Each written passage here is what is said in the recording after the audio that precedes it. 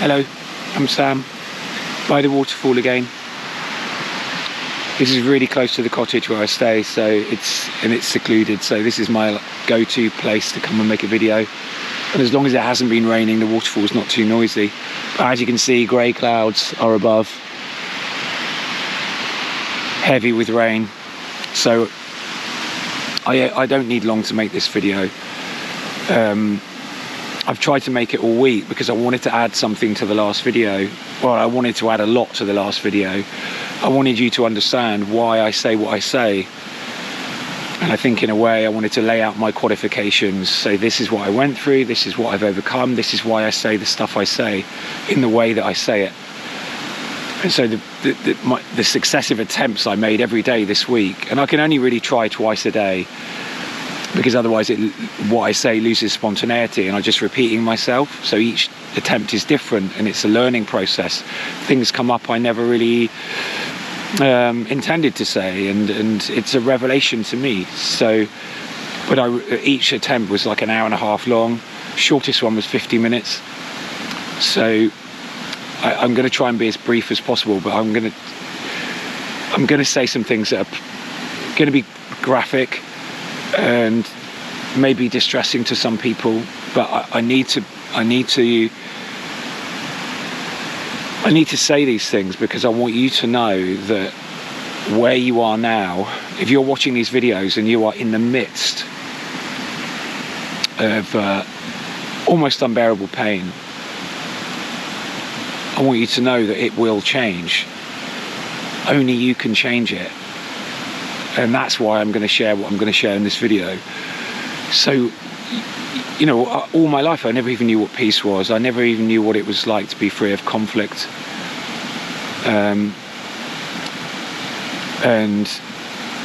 But over the last year, I've begun to know peace. I've begun to know contentment. And I want to talk about a little bit about what I went through and what I've overcome, just so you know that it's possible. So, and also I want to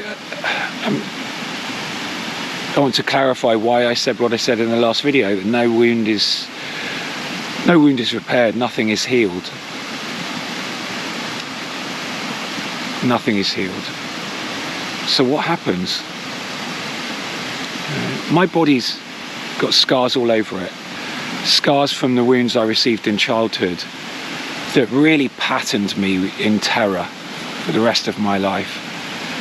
You know, I've said this before, I knew terror and I knew consuming physical and emotional pain before I even had language. And that defined my life. And isolation.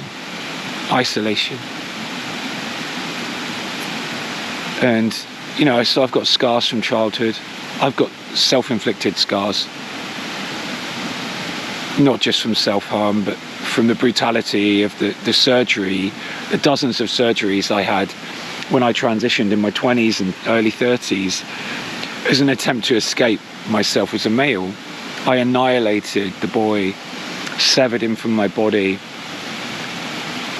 I didn't want to see him anymore. So I'm covered in scars. I've got internal scars, external scars.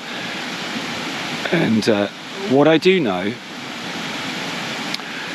I had a huge burn on my leg. I was too young to remember it, but it was, it's huge.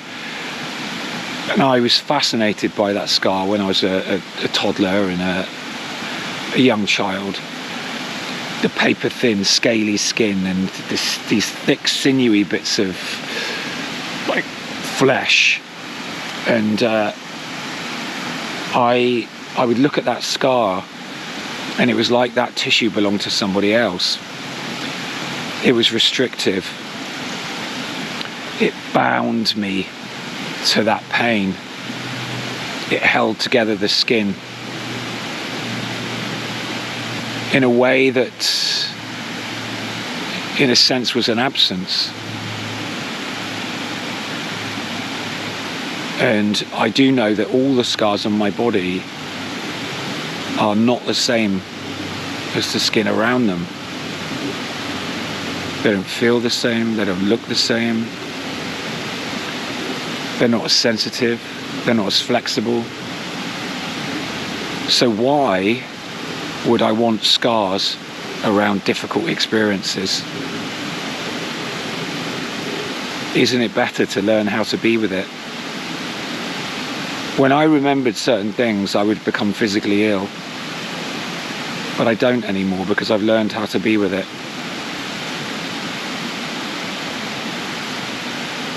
Some things I can't remember. Dissociation came very easy to me because of the physical pain I was in as a child and the emotional stuff I was dealing with. So dissociation was just easy. And so some things that happened to me, I don't remember. And I trust that there is a reason for that. But what I do remember is necessary. What I do feel is necessary, because we need to see clearly and feel deeply enough to bring us to grief. Because grief is the acknowledgement of how we really feel. And if we're not acknowledging how we really feel, we're denying ourselves, we're invalidating ourselves, and we're not here.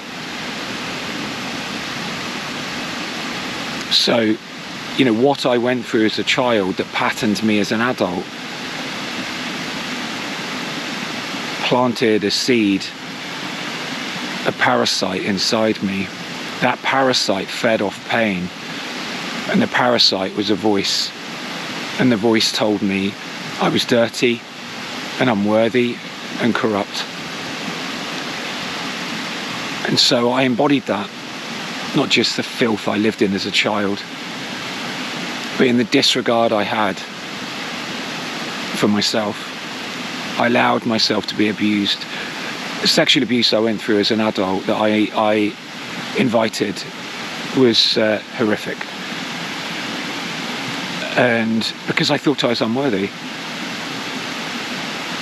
The self-harm, 15 years of bulimia, which is brutal. My knuckles bleeding as I rammed my fingers down my throat because I was so panic-stricken that I couldn't get the food out. Tears streaming down my face, puking into my hand. Penetrating my own body over and over again because I hated myself. And when I wasn't bulimic, I was abusing drugs. The hell of facing a come down, coming back to reality and the pain of the life I was living. If I didn't have a bottle of vodka and a handful of diazepam to make me go to sleep, I had to face that come down. And I would sit with my head in my hands, tears streaming down my face, dehydrated, malnourished, in pain, sobbing, why am I doing this to myself? Why am I doing this to myself? And I would lie there praying for sleep to take me, hallucinating voices calling my name. And I would say to myself, these people are going to come and rescue me. They're going to come and rescue me. Any moment now, they're going to burst into my room and take me away to somewhere safe. It never happened. 20 years I went through that. 20 years of waking in my own vomit and waste.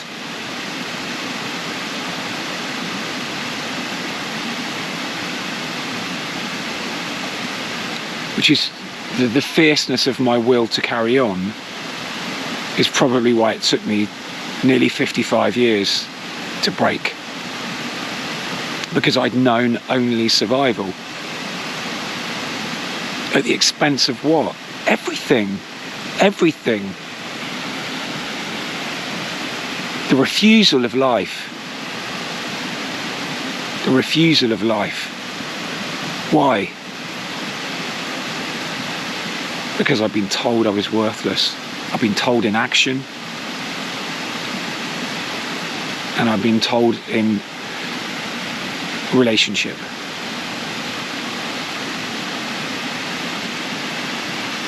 I've been crying my whole life, screaming in anguish my whole life. Sometimes you could hear that scream, sometimes you could see those tears, most of the time you couldn't.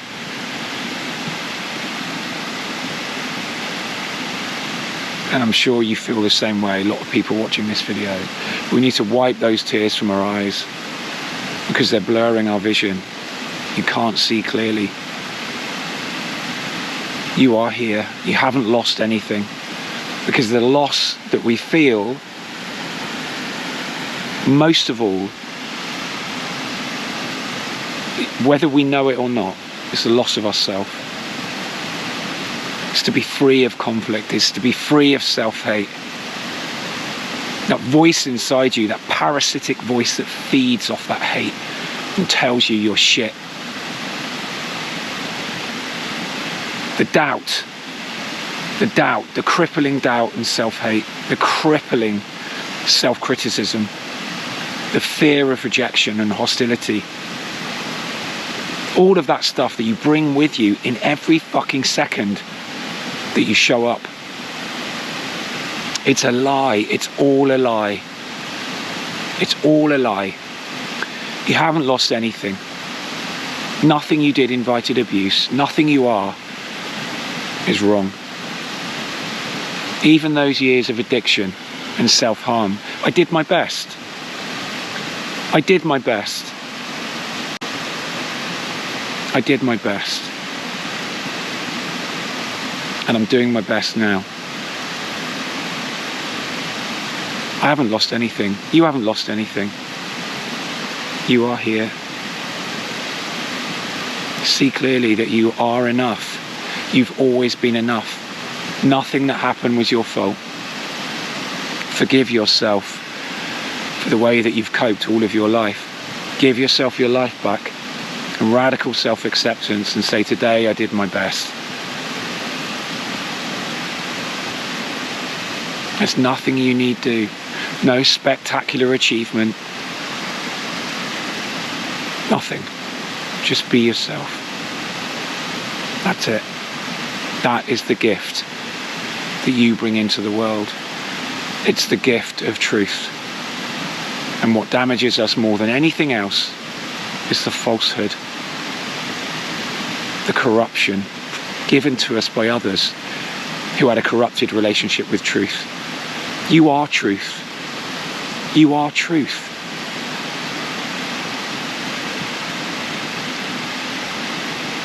And you are enough.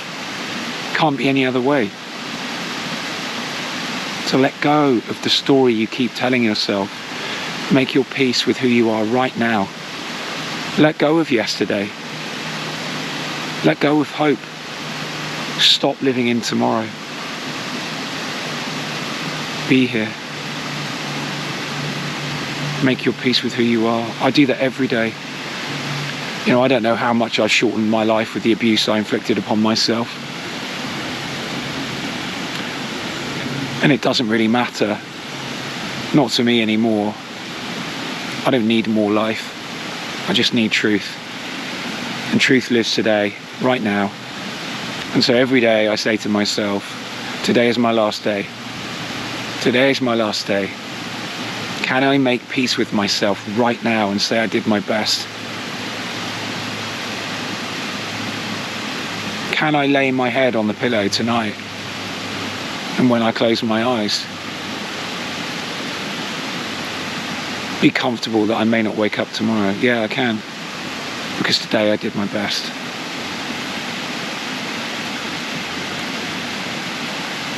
You know, so all those people that think I'm dwelling on the past or I'm stuck, I'm not. You have no idea what I've overcome. I don't take drugs anymore. I beat addiction, bulimia, self-harm. All the time. Over the last 10 years, I've lost everything.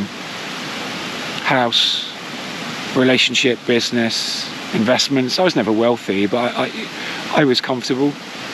I lost it all. You know why? Because I was holding on to it in hope. And everything I was holding on to was in the way of me actually showing up. The world wants you in it. Wants you to be real. Wants you here. Wants you to stop hiding. Wants you to be yourself. That's why I lost everything. And when I lost hope, I had a breakdown, because I didn't know how to be in the world without holding on to all of these structures that made me feel real, made me feel safe. And so it's been a difficult journey, but over the last year I've begun to build an authentic life with real, truthful relationships, and the voice of hate and criticism and pain subsides very slowly, very gradually. It comes in intense waves sometimes. I get triggered, but I'm not hurting myself anymore.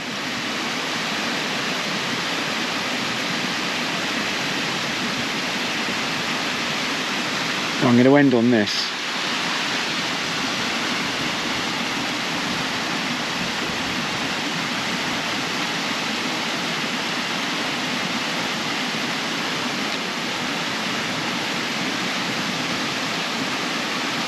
We do what we do to survive,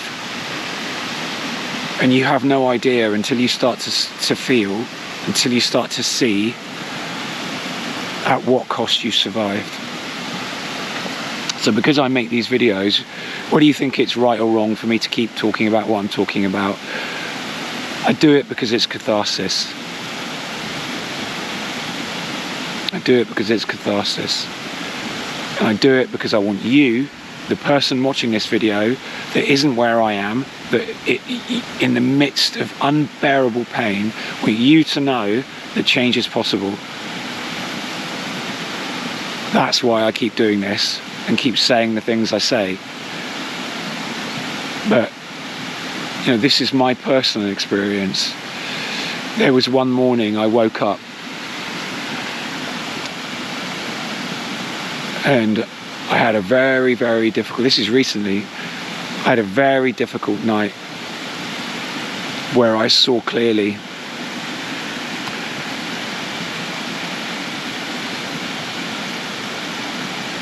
the pervasiveness of the corruption that I'd lived in all of my life. And when I woke up, the first words that came out of my mouth were, "God help me."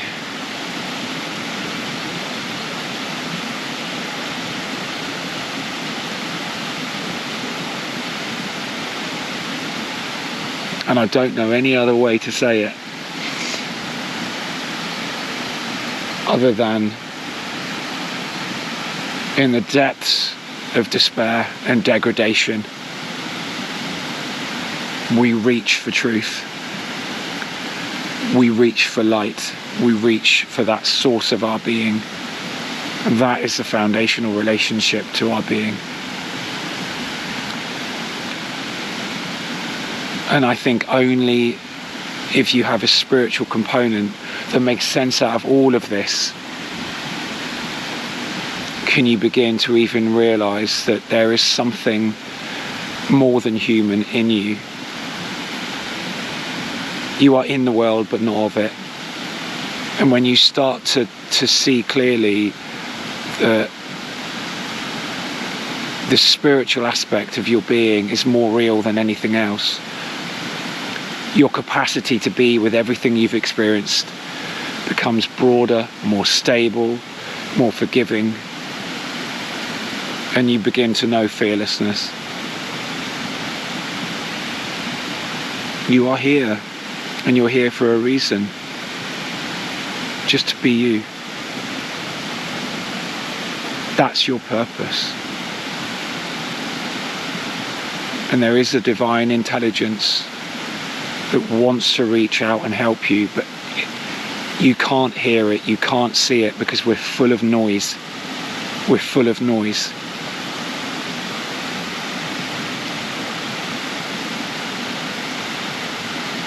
But it's there, and it's waiting for you to accept it. So, okay, that's enough. Thank you to everybody that watches these videos. and lets me know that they help. Thank you to all the brave people that show themselves in the comments. I know how vulnerable that can feel. And thank you to everyone that donates. It makes a difference.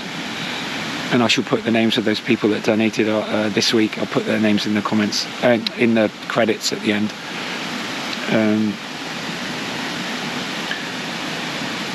You know, just do your best. Just do your best. That's it. Make your peace with who you are right now. And say, today I did my best. Be kind to yourselves, and I'll see you soon. Bye.